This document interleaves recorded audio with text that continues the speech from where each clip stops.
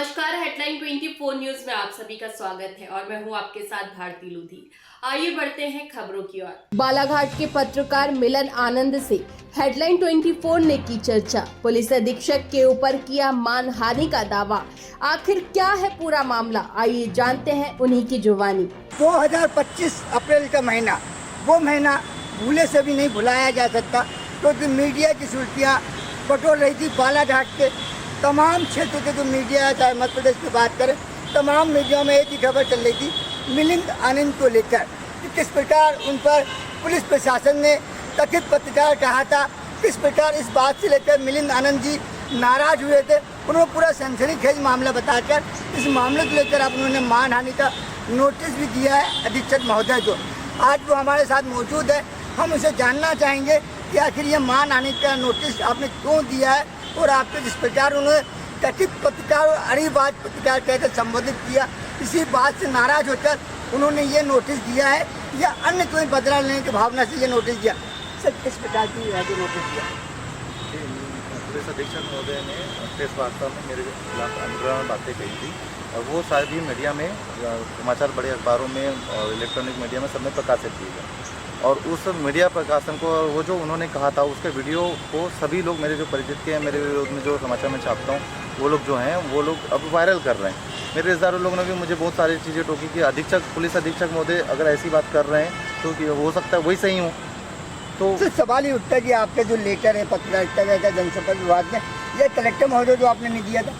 नहीं, मेरा जनसंपर्क कार्यालय में मेरा पत्र जमा है। जब से मैं पत्रकारिता कर रहा हूँ तब से जमा है। अभी मेरे जितने चुनाव होते हैं तो मेरा कार्ड जारी होता है कि मैं पत्रकार हूँ और वहाँ पे मेरे को चुनाव की कवरेज के लिए मान्यता मिलती है। सब बड़ा सवाल, जब आपका लेकर जनसंपर्क जमा है, आपके चुनाव के लिए परमिशन मिलती है, तो एक अधीक्षक महोदय जो बड़ी पोस्ट पे इस प्रकार के शब्द इस्तेमाल क्यों कर रहे हैं? ये तो वही बताएंगे, इसलिए मैंने मानहानि का नोटिस भेजा है कि आपने जो बातें कही है मेरे विरोध में आप उसे प्रमाणित कीजिए, अन्यथा सार्वजनिक रूप से आपने बात कही है, सार्वजनिक रूप से माफ़ी मांगी है उसको। फिर कहा जाए पुलिस ने अपनी कार्रवाई की है, कुछ अपराधियों को पकड़ा दिए जो इस पर आप पे हमला हुआ था, हमले के बावजूद आप क्यों नाराज?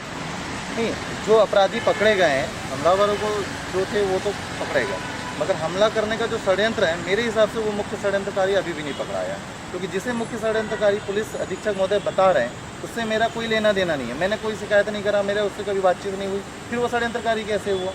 मिलन जी आज भोपाल पहुँचे, राजधानी पहुँचे हैं, क्या कुछ बड़े नेताओं से मुलाकात हुई है आपकी?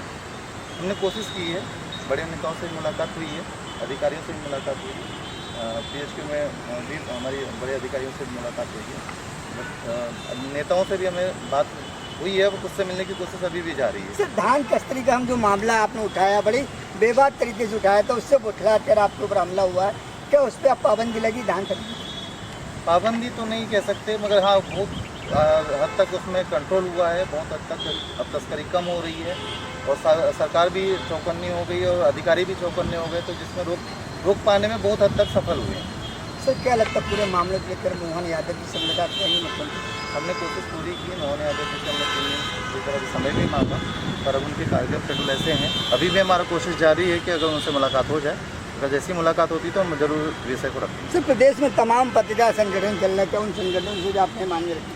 हाँ, मेरे जिनसे संपर्क है, मैंने उनसे बोला है कि वो इस मामले को उठाएं। उन्होंने मुझे आश्वासन दिया है कि वो इस मामले को जल्द से जल्द संज्ञान में लेकर इससे अच्छा कदम उठाएंगे। तो ये हमारे साथ थे बालाघाट के पत्रकार मिलन आनंद जी, जिनके साथ एक वारदात होती है, हमला होता है, हमले में गंभीर रूप से घायल होते हैं, लेकिन पुलिस प्रशासन कार्रवाई तो करता है, लेकिन कार्रवाई के नाम पर पत्रकारिता का जो पेशा है, अपनी कलम के दम पे लोगों को इंसाफ दिलाते उन्हीं को कथित पत्रकार कह देते हैं।